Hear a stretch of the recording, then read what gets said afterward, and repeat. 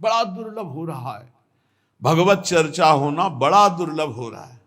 भैया ये सब जब कर्मों का फल भोगने का आया तो महात्मा जी, और जब पाप कर्म करने जा रहे थे तो पूछ लेते हमसे कि हम पाप कर्म करने जा रहे हैं, आपकी अनुमति है क्या? तब नहीं, तब किसी ना भगवान की याद की न गुरु की याद की, मनमानी आचरण किए। तो अब भोग आया है, अब भोग लो, उसको भोगना पड़ेगा, वो यहीं मिलेगा तुम्हें। पति पत्नी परिवार संसार मित्र, इन्हीं में सब कलह अशांति मारपीट नाना प्रकार का, अरे पूछो मत। भगवान के चरणों का जब तक आश्रय नहीं लोगे तो यहां का ये प्रेम विवाह, यहां का प्रेम तुम्हें शांति प्रदान नहीं कर सकता। भगवत भाव रखोगे, हर परिस्थिति को शांति पूर्वक निर्वाह। ये जीवन काटना भी एक कला है। मनुष्य जीवन कोई पशु जीवन नहीं है। अगर अध्यात्म नहीं तो आप इसको जी नहीं सकते, आप इस जीवन को नहीं जी सकते। अशांत रहोगे, क्लेशित रहोगे, परेशान रहोगे। जीवन की कला है द्वंद्वों में क्षमता, संपूर्ण जगत में रहते हुए ममता रहित हो जाना, संपूर्ण क्रियाएं करते हुए अहंकार रहित हो जाना, अभी जीवन मुक्तता का आनंद आ जाए। तो मच्चित्ता मदगत प्राणा बोधयंता परस्परम कथयंत च माम नित्यम तुष्यंत च रमंत च। हमारा उद्देश्य भगवत प्राप्ति का है। जो भगवत संबंध से भगवत प्राप्ति करना चाहता है उसके लिए दरबार खुला है, फ्री है, कोई फीस नहीं है, कोई शर्त नहीं है। तुम कौन हो, कहां के हो, कोई मतलब नहीं। आपका केवल संबंध भगवान के संबंध से वार्ता होगी तो यहां हो सकती है। इसलिए सावधानी होकर हमारे समय को निरर्थक ना किया जाए। बहुत कीमती समय, जब प्रश्न होता है तो फिर उस पर चर्चा करनी ही होती है। हमें सिर्फ भगवान का आदेश है, कथयंतश्च माम नित्यम तुष्यन्ति च रमन्ति च। उसी में संतोष करना, उसी में रमण करना है। हमारा भरण पोषण श्री प्रिया जी से होता है, किसी व्यक्ति से नहीं होता है। हमारे यहां श्री श्यामा श्याम विराजमान है, उनका पूरा जगत है। तुम्हारी बुद्धि में मेड़ है, भेदभाव है, उनके लिए भेदभाव नहीं। सब मम प्रिय सब मम उपजाए, तो हम अपने स्वामी के अनुसार चलेंगे। सब मेरे प्राणनाथ श्यामा श्याम के जन हैं। कोई भी हो, इतना ना छोटा ना इतना बड़ा, ना इतना प्रिय ना इतना अप्रिय, सब बराबर हैं। एक तरफ चाहे गुणात्मा, गुण से युक्त महात्मा, और एक चाहे दुरात्मा, दुर्गुणों से युक्त, दोनों को ऐसे दुलार करके श्री जी की तरफ बढ़ाने वाला मार्ग ये मार्ग यहाँ का है। कथयंत च माम नित्यम तुष्यंत च रमंत च तेषाम सतत युक्ता नाम भजताम प्रीति पूर्वकम। जो सतत प्रेम पूर्वक मेरा भजन करता है, भगवान कह रहे ददामि बुद्धि योगम तम, उसकी बुद्धि का योग मैं करा देता हूं। ये खास बात हुई, लगाने की चेष्टा हमने की मन बुद्धि को, और भगवान आकर मन बुद्धि में विराजमान हो गए। तेषामेवानुकंपार्थ महमज्ञानजं तमहा नाशयात्म्यात्म भावस्थो ज्ञान दीपेन भास्वता। भगवान कृपा करके उसके हृदय में ज्ञान प्रकाशित कर दिया। जब कोई सतत भजन करता है, प्राण प्रभु को समर्पित कर देता है, चित्त प्रभु में लगाए हुए प्रभु की चर्चा, भगवान उसके अंदर ज्ञान प्रकाशित कर देते, तो वो अनात्म भाव जो देह भाव था उसका नाश हुआ और वो भगवत भाव में स्थित हो जाता है। भगवान कह रहे हैं मच्चित्तः सर्वदुर्गाणि मत प्रसादात् तरिष्यसि। जब कोई मेरे में चित्त लगाता है तो मेरी कृपा से सारे दुर्गुणों का नाश हो जाता है। महात्मा तो भगवान बनाते हैं। करो सत्य ते साधु समाना, मैं उसे साधु बनाऊं। हमारा कर्तव्य, हमारा चित्त प्रभु में लग जाए। मेरा चिंतन करो, भगवान का आदेश है। बस खास बात है चिंतन। हमारी प्रारंभ से विशेष श्रद्धा इसी बात में रही गुरु शब्द पे कि रात दिन कोई भी चेतना युक्त क्षण ऐसा ना जाए जिसमें भगवत विमुखता हो। बस इसी बात की साधना जीवन भर रही। प्रारंभ में गुरुदेव ने कह दिया जब तक चेतना है तुम्हारे में तो तुम्हारा जागृत अवस्था का चेतना युक्त एक भी क्षण व्यर्थ नहीं जाना चाहे। तो गुरु कृपा से यही प्रयास रहा है कि हमारा एक भी मिनट भगवान से विमुख न जाए। पूर्व में ऐसी स्वभाव वृत्ति बनाई थी कि लोगों को ये शंका होती थी कि ये बोल पाते हैं कि नहीं बोल पाते हैं, अर्थात इनके वाणी है कि नहीं है? मूक, मौन, जटाओं का बोझा, एक वस्त्र, बस शांत। बुलाया गया, घंटा बजा तो पहुंच गए, प्रसाद ली, उसमें एकांत, हर समय मंत्राग। कथा में बैठे हैं, अनुकूल वचन आया तो सुन लिया, नहीं पूरा का पूरा सत्संग ऐसे ही चला गया। और हमारा मंत्र चल रहा है, एक क्षण भी मंत्र से बिलग नहीं। हमारा कर्तव्य है केवल चिंतन। चिंतन करोगे तो अभी मुक्त हो, अभी, परिणाम में नहीं। अभी हम राधा बोल रहे हैं, अभी प्राण निकले, अभी श्री जी के पास पहुंच जाएंगे। भगवान की कृपा का बल और साधन का तुम्हारा पूरा प्रयास, प्रयत्न। ध्यान रखो, दो से सिद्धि प्राप्त होती है, भगवान की कृपा का बल और आपकी पूरी साधना का प्रयास, प्रयत्न, कायरता नहीं। भगवान की कृपा का बल और तुम्हारा पूरा प्रयास, पूरा प्रयत्न। देखो, भगवान की दर्शन वृत्ति हृदय में जागृत हुई ध्रुव जी के पद को लेकर, कामना को लेकर। मैं भगवान का साक्षात्कार करूंगा, उनसे वरदान मांगूंगा कि मुझे सबसे श्रेष्ठ पदवी की प्राप्ति हो। चले, भगवान नारद जी मिले। पहला प्रलोभन, चलो अभी तुम्हें इस सम्राट पद पर, नकार दिया। फिर भय, सांप हैं, बीछी हैं, जंगल के बड़े, और फिर यक्ष राक्षस, न जाने कौन कौन है। तुम अभी बालक हो, तुम्हें खा जाएंगे, तुम क्या तपस्या करोगे, क्या भजन? नहीं, इससे भी नहीं डिगे। कुछ भी हो, कदम वापस नहीं जाएंगे, अब तो हरि की प्राप्ति। तो गुरु मंत्र दे दिया। 6 महीने बहुत ही देह भाव रहित होकर उच्च कोटि की साधना की। बालक होने पर यही मथुरा में, मधुपुरी में, देह भाव रहित होकर के, क्योंकि जंगल में ऐसे ऐसे मच्छर बड़े बड़े ना, एक मच्छर मारे तो पूरा होश खराब हो जाए, पूरी चेतना जागृत।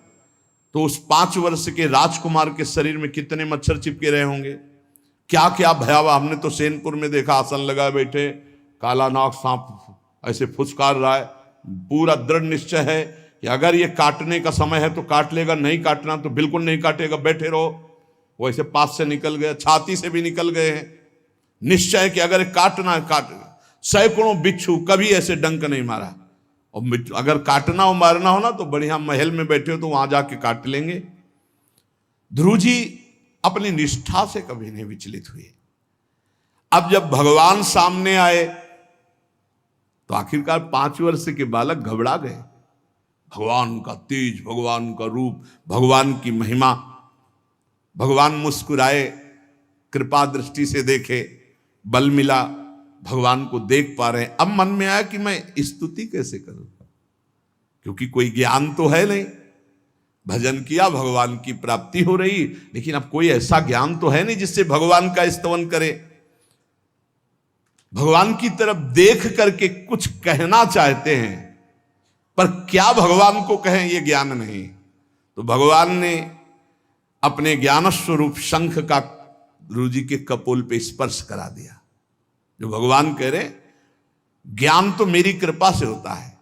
अभी पीछे इस श्लोक में भगवान ने कहा, तेसा मेवानुकंपार्थो महमक ज्ञानजम तमहा नाशयाम्यात्म भावस्थो। अनात्म भाव का ये जो आत्मस्वरूप अनात्म देह में भाव आ गया है, इसके नाश का जो ज्ञान होता है ये भगवान की कृपा से होता है।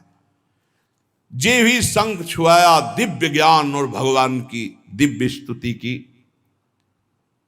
तो ये देखा जाता है कि भगवान की कृपा से ही साधक में दिव्यता आती है, दिव्य ज्ञान आते हैं। पर प्रयत्न अपना होना चाहिए। प्रयत्न था तभी तपस्या में आए, नहीं तो प्रलोभन में फंस जाते या भय में डर जाते। ना प्रलोभन में फंसे चक्रवर्ती सम्राट पद देने पर, और ना भय में फंसे कि सांप बीछी और सिंह खा जाएगा, इससे भयभीत नहीं हुए। और प्रयत्न इतनी जोर का किया, आप भागवत में पढ़ लीजिए, देह भाव रहित होकर कितना कठोर तप, 6 महीने में भगवत साक्षात्कार। आत्मबल, भगवत कृपा बल। ये मन है बहुत डराता है, कैसे जिएंगे, बुढ़ापे में कौन सेवा करेगा, क्या दुनिया का प्रपंच खड़ा कर देता है। इसको इसी ज्ञान से काटो, भगवान है ना। भगवान सब करेंगे, भगवान के लिए हमने जीवन दिया है, ये जीवन भगवान के लिए हार। अरे दिव्य हो जाओगे, रिद्धियां सिद्धियां हाथ जोड़े खड़ी रहेंगी। भगवान जानते हो क्या भगवान है? हम एक बार भगवान के नाम पर अपने आप को न्यौछावर तो करके देखें, पर यह अहंकारी जीव मानता नहीं है, ये अहंकार का बल लिए रहता है। आसुरी प्रकृति है ये अहंकार। अहंकारम बलम दर्पम कामम क्रोधम च संश्रिताः, जिसके अंदर ये आसुरी प्रवृत्ति अहंकार होता है, उसमें काम क्रोध लोभ ये भरपूर होते हैं। कहां से भगवत प्राप्ति हो? जहां ये दुश्मन रहते हैं वो घर तो तुमने सुरक्षित दे रखा है दुश्मनों को। आसुरी प्रकृति को तुमने, अहंकार को अपना स्वामित्व दे रखा है। मैं वो अहंकार जिसके साथ प्रकृति लगती है। जब अहंकार और बढ़ जाता है तो ईश्वरोहम अहम भोगी सिद्धोहम बलवान सुखी। तरंग से समुद्र नहीं होता, समुद्र से तरंग होती है। हम जितने भी हैं सब तरंग हैं उस परमात्मा की। वायु विकार नष्ट हुआ, समुद्र में ही लीन हो गए, ये बात है। लेकिन एक तरंग समुद्र नहीं पैदा कर सकती। एक सूर्य चमक रहा है, कोई बंद के सूर्य दूसरा चमक के दिखाए? बहुत सावधानी से उपासना करो। ये अहंकार, भगवान कह रहे हैं, भगवान ये जो अहंकारम बलम दर्पम कामम क्रोधम च संश्रिताः, इस अहंकार को नहीं मिटाया तो ये अनुभव कराने लगता है और चार बोलने लगते हैं कि आप तो भगवान हैं। तो धर्म सम्राट करपात्री जी, इतने सिद्ध महापुरुष, और विश्वेश्वर विश्वनाथ जी की स्थापना करके रात दिन आराधना, काशी में बड़े बड़े सिद्ध महापुरुष भगवान शिव की आराधना करते, बड़े बड़े सिद्ध महापुरुष भगवती अम्बा की आराधना करते। ये कौन सा ज्ञान प्रकट हो जाता है जो भगवत स्वरूपों का अपमान होने लगता है? मुझे यही समझ में नहीं आता। गुरु रूप से हमें शास्त्र के आचरण देने आए, मनमानी भ्रष्टाचार सिखाने नहीं आए। आज तक कभी कहीं भी भगवत स्वरूपों का अपमान महापुरुषों द्वारा नहीं हुआ। महापुरुष और भगवान में अंतर नहीं, पक्का मुझे विश्वास। हम तो चराचर जगत को भगवत स्वरूप मानते हैं, लेकिन आचरण कराने के लिए आचार्य गुरुदेव जैसे चले हैं वैसे ही चलना होता है।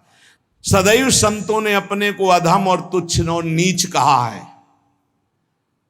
हनुमान जी जैसा कोई ज्ञानी महाबली, कोई त्यागी, कोई ब्रह्मचारी बैरागी, हनुमान जी जैसा कोई त्रिभुवन में द्वितीय हुआ हो तो बता दो। अतुलित बलधामम हेम शैलाभदेहम दनुजवन कृशानुम ज्ञानिनाम अग्रगण्यम। अरे जय गिर चरण दे हनुमंता चले सुगा पाताल तुरंता। हजार हजार को पकड़ के कछु मारिस कछु मर्दिस कछु मिले से धर धूरी। अब विभीषण जी से कैसे परिचय बता रहे? प्रात ले जो नाम हमारा तेहि दिन ताहि ना मिले आहारा। असमय अधम सखा सुनु मोहु पर रघुबीर। क्या दैन्यता का स्वरूप हनुमान जी महाराज। भगवान से जब हनुमान जी मिल रहे तब उनसे प्रभु आप पूछ रहे हो कि तू नाथ एक में मंद मोह बस ज्ञानी नाम अग्रगण्यम। एक में मंद मोह बस कुटिल हृदय अज्ञान पुनि प्रभु मोहि विसारेऊ दीन बंधु भगवान। जय प्रणतारित भंजन चरणों में लौट गए हनुमान जी महाराज। सबरी जी भगवान सामने बैठकर स्तुति करते हैं। जो नवधा भक्ति है वो उपदेश नहीं है, सबरी जी की स्तुति है। ये सब भक्ति सबरी जी में विराजमान, क्योंकि उसी समय सबरी जी भगवत धाम जाती है तो उपदेश तो उसको दिया जाता है जो आचरण में उतारे। सबरी जी तो सिद्ध महापुरुष अभी भगवत धाम जा रहे हैं भगवान के सामने ही। वो क्या कहती? अधम ते अधम अधम अति नारी तिन मह में मति मंद अघार।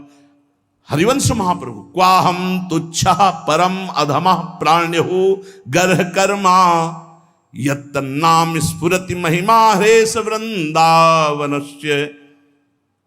इन सब बड़े बड़े आचार्य महापुरुषों ने भगवान की दास्ता स्वीकार करके जीवन अर्पित करके आचरण करके दिखाए। जहां ये आसुरी अहंकार होता है तो ईश्वरोहम महम भोगी सिद्धोहम बलवान। ये सिद्धावस्था नहीं है, ये तमोगुणी आसुरी अहंकार का परिणाम है। जो ये दिखाई देता है भगवत स्वरूपों का अपमान करके, नहीं, यद्यपि अभेद है वो महापुरुष शिव और वो अभेद है, पर आचरण जब करेगा तो स्वामी और सेवक का करेगा। काशी नगरी सिद्धों की नगरी है, ज्ञानियों की गए, देखा बड़े बड़े सिद्ध परमहंस जाते हैं शंकर जी के दर्शन करने, विश्वनाथ जी के, तो जिनके कमंडल भी नहीं, दिगंबर है ना, तो वो भी ऐसे हाथ उठा के नमः पार्वती पतये, और बस ऐसे सर झुकाए खड़े रहते हैं, जल भी नहीं है, पत्र भी नहीं है, ऐसे वो हम सब खड़े खड़े घंटों खड़े रहते। तो वहां के शिव पार्षदों से ऐसा करुणा में प्रेम हो गया था कि वो हमें नहीं हटाते थे, तो एक कोने में घंटों खड़े रहते थे और दर्शन करते रहते थे भगवान विश्वनाथ जी। तो जैसे ऐसे अवधूत आते, न कोई जल का कमंडल है, न कोई पत्र है, न पुष्प, नजदीक गए और नमः पार्वती पतये हर हर महादेव, बस सर झुका, ये है। और स्वयं शिव स्वरूप है, इतना अंतर नहीं ब्रह्मबोध में।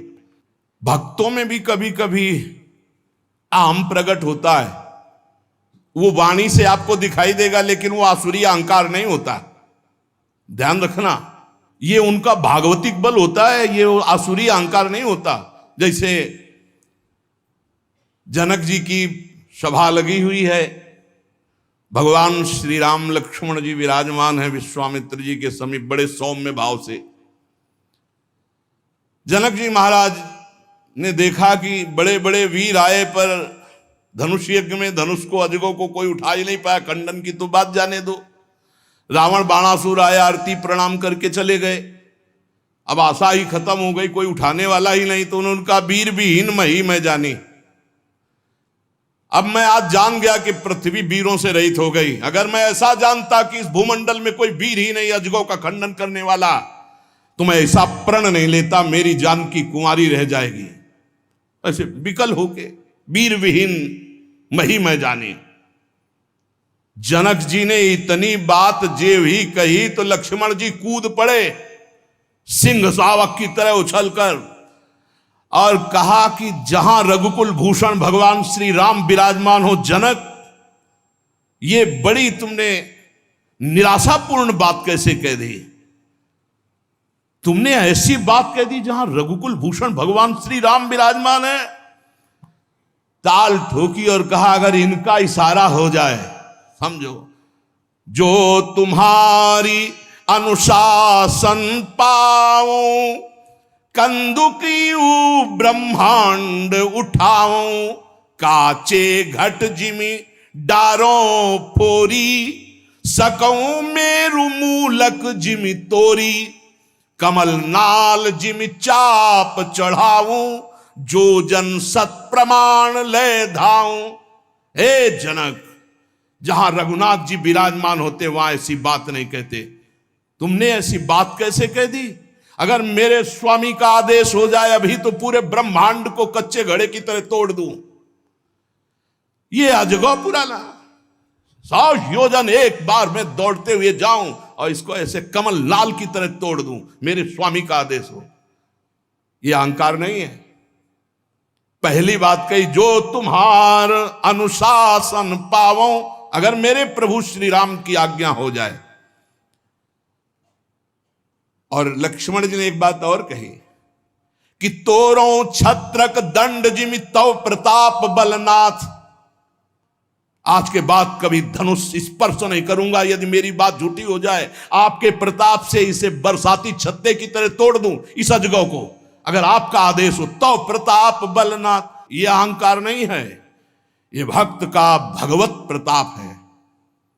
दशानन कह रहा है, अरे मुझे क्या भय, तेरी सभा में अगर कोई वीर हो तो मेरा पैर उठा दे, मैं राम जी का एक छोटा सा सेवक हूं। तू मेरे प्रभु को बार बार मनुष्य कह रहा है, मैं जिनका सेवक हूं। तेरी सभा में तू जो अपने सभा बलों के बल पर बलवान होकर कहता है कि ये सब आहार है, तो मैं उनका एक छोटा सा दूत हूं। अगर कोई मेरा पैर उठा दे तो जानकी जी को राम जी हार जाएंगे, वापस चले जाएंगे। राम प्रताप सुमिरपन रूपा। सभा में पैर हाहाकार मच गया। जब स्वयं दशानन उठा तो मारा घूसा, 4 मुकुट राम जी के चरणों में गए। राम जी के चरणों में झुक, तब तेर बचेगा। मेरे चरणों में झुकने से नहीं। कोई उठा नहीं पाया। ये अंगत का अहंकार नहीं, ये भक्त का भगवत प्रताप होता है। राम प्रताप सुमेरी परण रूपा। राम प्रताप, हरिवंश प्रताप ही जानत है, हरिवंश प्रबोध प्रमाणत है, हरिवंश सर्वस्व है तिनके, सुख संपत्ति दंपति जो जिनके। लक्ष्मण जी कह रहे सकौ मेरु मूलक जिम तोरी, जैसे मूली तोड़ दिया जाता 4 लाख योजन का सोने का पहाड़ सुमेरु, ऐसे उखाड़ के तोड़ के फेंक दूं।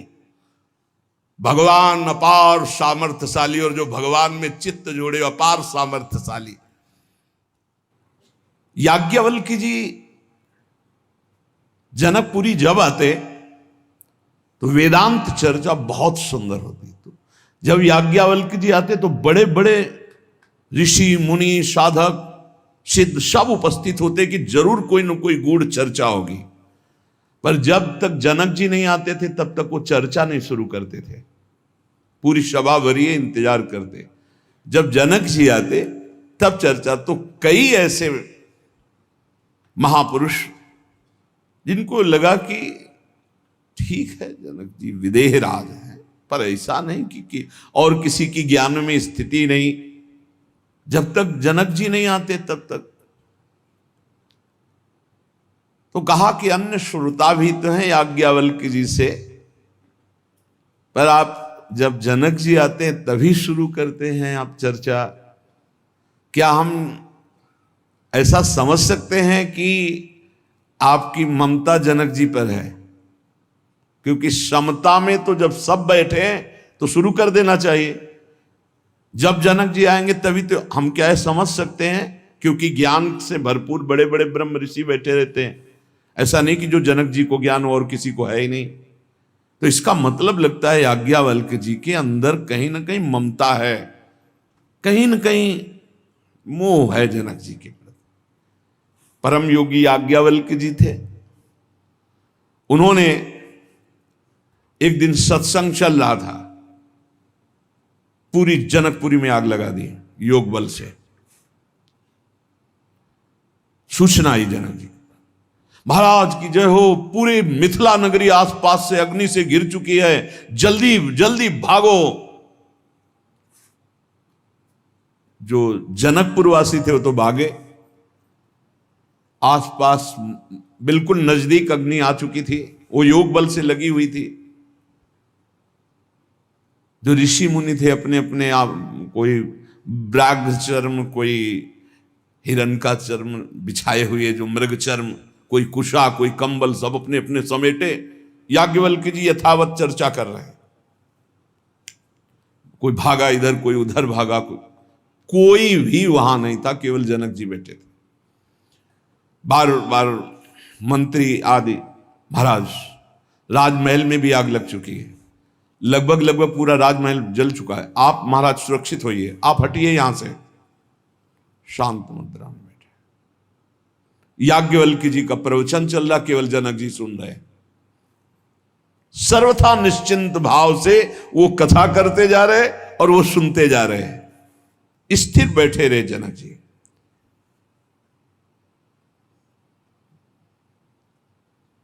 धीरे धीरे योग बल, किसी को पता नहीं था, योग बल से धीरे धीरे आग को शांत की। और तो नहीं आ पाए, जनकपुर वासी सब बड़े खेद में थे कि आग लग गई, ये जल गया, वो जल गया, वो जल गया। ऋषि मुनि बैठ गए। फिर याज्ञवल्क्य जी ने कहा, विदेहराज जनक, सर्वस्व मिथिला में जल गया, राजमहल भी जल गया, बार बार सूचना हुई, सब महात्मा लोग अपने कमंडल आसन लेकर के हट गए, आप क्यों नहीं हटे? महल में आग लग गई, सर्वस्व नष्ट हो गया, आपको तो देखना चाहिए, आप राजा हैं। जनक जी ने कहा, महल की क्या बात, अगर इस शरीर में भी आग लग जाती तो हमें क्या फर्क पड़ता? नैनम छिन्नन्ति शस्त्राणि नैनम दहति पावका न चैनम क्लेदयन्त्यापो न शोषयति मारुता। क्या ज्ञान ये प्रवचन के लिए ही केवल है? ये अनुभूत विषय है। मेरी आत्मा है आग, वो इस शरीर को नष्ट कर सकती है, आत्म तत्व को नहीं। और मैं आत्मस्वरूप हूं, क्या फर्क पड़ता है? महल जल गया, जलने वाली चीज जल गई, शरीर जल जाता, जलने वाली चीजें जल जाएगी, आत्मस्वरूप में नहीं। सब महात्माओं की तरफ देखा याज्ञवल्क्य जी ने कि आप सबके पास क्या था, इनके पास तो पूरा राज्य भस्म हो रहा था, महल भस्म हो रहा था, शव स्थिति थी। आप अपना अपना बागंबर मृगचर्म लेकर, तो ब्रह्म ज्ञान केवल बातचीत का विषय नहीं है, स्थिति का विषय है। ऐसे चाहे वो भगवत भक्त हो या ब्रह्म ज्ञानी हो, दोनों, ब्रह्म ज्ञानी की दृष्टि में ब्रह्म के सिवा कुछ नहीं, भगवत भक्त की दृष्टि में आराध्य देव के सिवा कुछ नहीं, फिर चिंता शोक भय किस बात की? किसी भी स्थिति में विचलित ना होना, अपने आराध्य देव के चिंतन से, अपने लक्ष्य से ना हटना, ये परिपक्व अवस्था है, चाहे भक्त हो चाहे ज्ञानी हो। देखो, इतनी बात तो तुम्हें मानना पड़ेगा कि भगवान का दो स्वरूप है, एक चिदानंदमय स्वरूप है और एक ये मायाकृत स्वरूप है। हैं भगवान ही वासुदेवा सर्वम। ये जो मायाकृत स्वरूप है ये नष्ट होगा, पक्का समझो। गुरु भगवान है, संत भगवान है, सब भगवान के स्वरूप है। ये जो मायाकृत है ये नष्ट होगा। गो गोचर जहां लगु मन जाई, सो सब माया जानो भाई, और इसका अंत होगा। इसमें पक्का विश्वास करो। जो अविनाशी चिदानंदमय भगवान का हमारे स्वरूप है, ना कभी कोई मार सकता है, ना काट सकता है, ना जला सकता है, वही हमारी आत्मा का स्वरूप है। सच्चिदानंद रूपाय। अब बाहरी तो फिर जहां हमारी मायाकृत दृष्टि देख पा रही, वो जलेगा, वो नष्ट हो जाएगा, आज नहीं तो कल। भाव मानना, हम भावना करते हैं मायाकृत से मायातीत की। हमारी भावना जो मायातीत की, उसे आग नहीं जला सकती। हमारे प्रभु की महिमा को समझो। प्रभु केवल प्राकृतिक नहीं है, प्रभु केवल छवि में ही नहीं है। विश्वास करो, वो तुम्हारे हृदय में, तुम्हारे भाव में भी है, वो छवि में भी है, वो चराचर जगत में कहो सो कहां, जहां प्रभु नहीं, तो अग्नि में भी प्रभु है। प्रभु खेलने के लिए अगर जमीन पे गिर जाते हैं तो तुम्हें गिरना दिखाई दे, वो खेलना चाहते, खेलो महाराज, फिर उठा के स्नान करवा दिया। फिर अंग भंग हो गया कोई श्री अंग का, हम प्रभु के दूसरे नवीन रूप को, हमारी आराधना माया युक्त से माया मुक्त त्रिगुणातीत भगवान की है, इतना मानना पड़ेगा।